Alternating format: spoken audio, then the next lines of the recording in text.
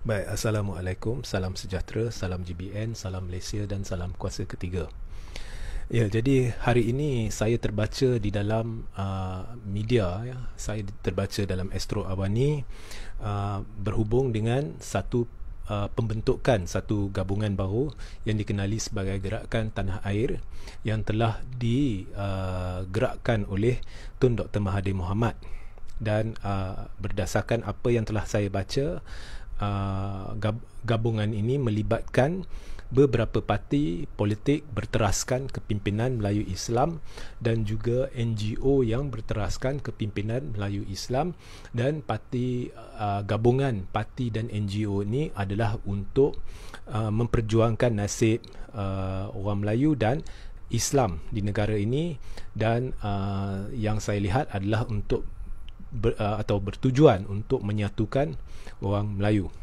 Jadi pertama sekali saya nak ucapkan syabas kepada Tun Dr. Mahathir Mohamad kerana inilah satu-satunya langkah bijak yang telah diambil oleh mana-mana pemimpin di negara ini dalam satu tempoh yang begitu lama, ya. Dan saya sebenarnya ingin menjelaskan apakah maksud langkah ini berdasarkan pemahaman peribadi saya, mengapa ianya betapa penting, betapa tepat, ya, dan apa yang diperlukan oleh negara ini. Ini saya hendak jelaskan dari sudut perspektif pemikiran saya. Jadi saudara-saudari perlu faham, kepimpinan UMNO ni, khususnya kepimpinan utama dia, dan kita juga ada banyak peringkat kepimpinan yang telah dipengaruhi oleh kepimpinan utama ni, yang pada pemahaman saya, pandangan saya, apa yang saya perhatikan, bukannya lagi berteraskan kepada perjuangan agama, bangsa dan negara, tetapi pada politik wang, kuasa dan kedudukan yang sudah menjadi parah di dalam UMNO bagaikan satu kanser yang tidak boleh diubati, dan ini sebenarnya sudah menjadi makin teruk di dalam UMNO. Dan kita lihat hari ini UMNO diterajui oleh pemimpin yang menghadapi tuduhan jenayah berat di mahkamah, dan mereka kekal ingin menggunakan UMNO sebagai satu pelantar untuk memarakkan agenda-agenda peribadi mereka dengan bertopengkan perjuangan Melayu Islam, perjuangan agama, bangsa dan negara, tetapi sebenarnya ianya berteraskan politik wang, kuasa kedudukan, kepentingan peribadi, dan ini telah memporak-perandakan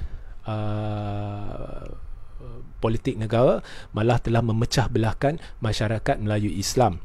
Dan ini berlaku apabila mereka menjaja konsep perjuangan ummah, penyatuan ummah sebelum selepas PRU 14 dengan menipu ummah. Kononnya itulah yang mereka hendak lakukan, iaitu menyatukan ummah. Pada hakikatnya kita lihat apabila mereka menumbangkan kerajaan pilihan rakyat dengan bersekongkol dengan pihak tertentu, akhirnya mereka mendakwa mereka telah mewujudkan kerajaan Melayu Islam, tapi kita lihat mereka lah yang paling bercakar, mereka bercatur, memijak satu sama lain, ya.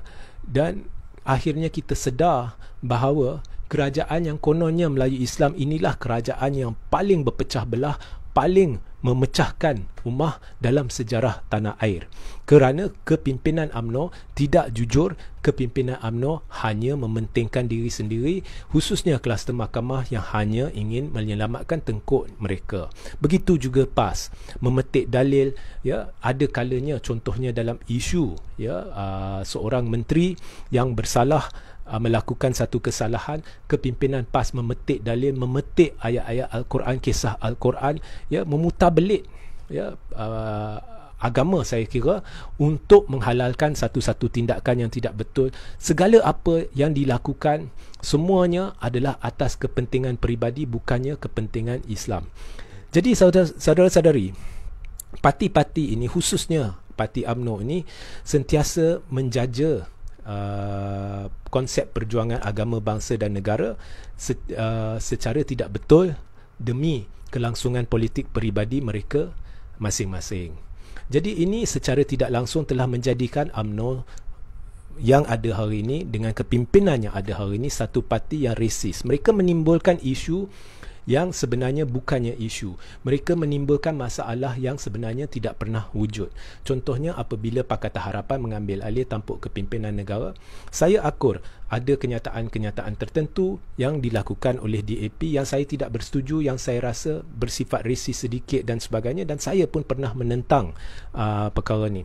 Tetapi apa yang dilakukan oleh UMNO ialah menggembar-gemburkan satu isu yang sekecil bukit ke tahap gunung dengan menokok tambah perkara-perkara yang tidak betul. Dan mereka membuat perarakan, mereka membuat perhimpunan, semuanya atas prinsip kononnya Islam terancam, Melayu terancam. Banyak daripadanya dilakukan dengan memetik perkara-perkara tertentu dan dibesar-besarkan ke tahap yang menggila, yang tidak rasional. Semuanya untuk menguja masyarakat Melayu Islam dengan cara yang tidak betul dan telah menimbulkan sikap rasisme, sikap membenci kaum lain. Dan perkara ini dilakukan dengan alasan kononnya Islam terancam, tetapi ancaman sebenar tidak dinyatakan secara jelas. Ancaman yang begitu besar seperti mana yang didakwa oleh UMNO tidak wujud. So, akhirnya mereka telah menyebabkan perjuangan pihak-pihak tertentu untuk menegakkan keadilan, untuk menjaga kemuliaan agama Islam dan sebagainya, sudah terlari dari landasan. Jadi apa yang perlu dilakukan sekarang ialah untuk kembali kepada asas. Asas pertamanya adalah untuk mewujudkan satu gabungan berteraskan kepimpinan Melayu Islam, gabungan baru yang dapat menggantikan UMNO, yang setakat ini belum ada sebarang masalah. Jadi itulah yang telah dilakukan oleh Tun Dr. Mahathir, dan bagi saya itu langkah yang tepat. Dan perkara kedua yang perlu dilakukan ialah kita kena balik kepada asas-asas yang termaktub di dalam Perlembagaan Persekutuan berhubung dengan agama, bangsa dan negara. Dan perkara ini perlu dititik beratkan supaya rakyat faham. Ya, memang tidak wujud ancaman sebesar yang dikatakan oleh UMNO, yang ditokok tambah oleh UMNO, yang dijadikan ke tahap gunung oleh UMNO. Memang tidak wujud ancaman sedemikian terhadap agama dan bangsa, tetapi memandangkan kekeliruan sudah ditimbulkan di kalangan rakyat, memandangkan UMNO telah memecah belahkan bangsa dan agama, dan maka dengan itu perlu ada gabungan baru ni untuk balik kepada asas dan balik juga kepada isu-isu yang bersangkut paut dengan Islam, dan menitik beratkan isu itu supaya rakyat faham inilah asasnya, inilah yang perlu dihormati dan inilah yang perlu dipertahankan khususnya oleh bangsa Melayu. Iaitu pertamanya, Islam adalah agama persekutuan, ya. Keduanya, jangan mencabar hak istimewa orang Melayu, ya. Ketiganya, kemuliaan Islam, ya, di negara ini tidak harus dicabar, dipandang remeh. Keempatnya, jika ada percubaan pihak-pihak tertentu untuk memarakkan Islamofobia dengan apa jua cara sekalipun, iaitu menimbulkan sikap takut terhadap agama Islam, sikap takut terhadap budaya orang-orang Islam, sikap takut terhadap kepercayaan orang-orang Islam, sikap takut kepada nabi-nabi dan sahabat-sahabat Nabi. Perkara ini perlu dipandang serius, dan pihak-pihak yang menimbulkan sikap ketakutan ini tidak harus dilepaskan. Jadi semua ni perlu dititik beratkan. Dan kelima, kemajuan bangsa Melayu Islam di negara ini perlu dijamin, dipelihara. Keenam, perlu menyatukan bangsa Melayu kerana itu adalah hak orang Melayu untuk menitik beratkan perjuangan ke arah penyatuan. Seperti mana juga orang Cina ada hak untuk adakan parti-parti mereka untuk menyatu padukan orang-orang Cina. Orang India ada parti dia untuk menyatu padukan orang-orang Cina. Orang Melayu berhak untuk adakan satu parti untuk menyatu padukan bangsa. tetapi memandangkan parti yang ada, parti utama, sedang memecah belahkan bangsa Melayu, mengelirukan bangsa Melayu, menimbulkan sikap rasisme lampau dan sebagainya di kalangan orang-orang Melayu sehingga berpecah bangsa, maka perlu ada ganti. Dan gabungan inilah yang dapat melumpuhkan segala impian UMNO pada PRU 15, kerana gabungan inilah yang saya yakin boleh menjadi pengganti kepada UMNO dan juga PAS, ya. Jadi ini adalah satu langkah yang bijak, ya. Saya tahu ada orang akan kata, mengapa kita masih berbincang dari sudut parti berteraskan kaum. Ya, kita perlu marak ke hadapan, kita perlu lari daripada isu perkauman. Ya, kita perlu lari, tetapi isu perkauman yang ditimbulkan dengan parti yang berteraskan kaum adalah dua isu yang berbeza. Dan saya setuju, kita perlu sampai ke satu tahap di mana kita tidak lagi mempertimbangkan parti yang berteraskan kaum. Tetapi belum sampai masanya. Untuk kita sampai ke tahap itu, kita perlu dulu lumpuhkan, kita perlu dulu neutralkan musuh-musuh sebenar agama yang bertopengkan perjuangan agama, bangsa dan negara yang wujud sekarang. Dan UMNO wujud, kita suka tak suka dia wujud. PAS wujud, kita suka tak suka dia wujud. Jadi langkah pertama, kita tak boleh terus beritahu kita nak pergi ke satu tahap di mana kita tidak ada parti yang berteraskan kaum. Tidak boleh, kerana mereka ini sedang mengaibkan bangsa sendiri, mereka ini sedang mengaibkan agama mereka sendiri. Jadi kita perlu pengganti untuk melawan mereka, supaya kita boleh alihkan penyokong mereka kepada landasan yang menjurus kepada arah kebenaran. Itulah langkah pertama. Jadi kita suka tak suka, kita terpaksa berbincang dari skop kaum, iaitu parti berteraskan kaum, ya. Walaupun ke hadapan mungkin 50 tahun ke hadapan kita nak lari daripada polemik parti berteraskan kaum, tetapi sekarang kita perlu mendukung perjuangan berasaskan parti yang berteraskan kaum atau berteraskan agama. Kita tidak boleh lari, ya. Mengapa tidak boleh lari dari parti yang berteraskan agama? Sebab Melayu semestinya Islam, dan saya lah antara orang yang pernah menitik beratkan perlunya Melayu dirujuk sebagai Melayu Islam. Kita perlu perkara ini.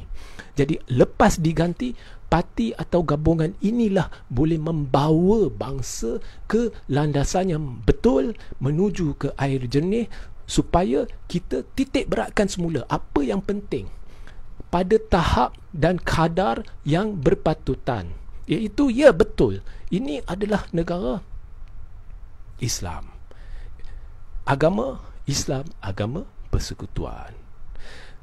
Hak orang Melayu tidak boleh dipertikai. Ini tidak akan merugikan bangsa lain, agama lain, kerana hak mereka untuk beragama semuanya telah dipelihara oleh perlembagaan persekutuan. Kemudian mengajar rakyat, anda semua tak perlu takut dengan agama Islam, sebab ini bukannya mengaibkan anda. Anda tidak perlu takut dengan orang Melayu, sebab jika orang Melayu bersatu, jika mereka menegakkan hak mereka, hak anda tidak akan tercicir, ya. Mendidik bangsa lain untuk memahami perkara ini dan memberi amaran.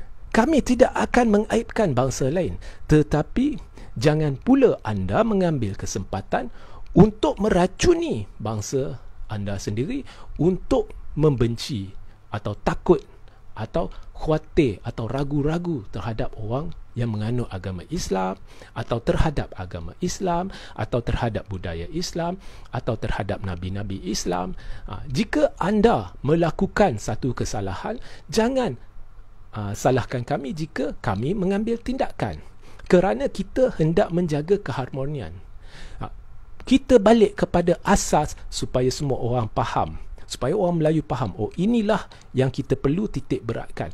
Bukannya perkara yang mengada-ngada, bukannya perkara yang tidak wujud, ancaman yang tidak wujud, yang sedang diwujudkan oleh UMNO untuk kemudiannya memberitahu bangsa, perjuangan kami masih belum selesai, kami masih diperlukan sebab adanya ancaman-ancaman yang tidak wujud itu, sebab kami perlu menentang ancaman itu, ya. Dan atas dasar itu mereka mengekalkan slogan mereka, perjuangan belum selesai. Walhal bila kita lihat kepimpinan utama dia, semuanya ada kaitan dengan perjuangan wang, kuasa, kedudukan dan jaga tengkuk mereka. Dan ini tidak betul. Ini akan memudaratkan bangsa, ini akan memudaratkan negara, ini akan menyesatkan agama orang Islam, bangsa Melayu. Ini akan mengucar-kacirkan negara. Banyak masalah yang akan dibawa, khususnya musuh dari dalam, ya. Jadi kita tidak perlukan politik seperti ini, ya. So syabas sekali lagi kepada Tun Dr. Mahathir. Ini adalah satu perkara dulu saya pernah cuba untuk mewujudkan gerakan bangsa nasional. Kami buat deklarasi Selangor, kami ada perjuangkan perkara-perkara begini, tetapi ada pihak tertentu dari kluster mahkamah rasa terancam. Jadi mereka datang, mereka meracuni orang-orang dalam gabungan saya, dan akhirnya saya tidak terdaya. Tapi hari ini kita sudah ada satu langkah oleh Tun Dr. Mahathir Mohamad yang telah membangkitkan semula keyakinan saya, semangat saya bahawa adanya satu harapan ke arah landasan yang benar. Jadi itu sahaja mesej saya hari ini. Sehingga kita berjumpa di lain masa. Assalamualaikum, salam sejahtera, salam GBN, salam Malaysia dan salam kuasa ketiga.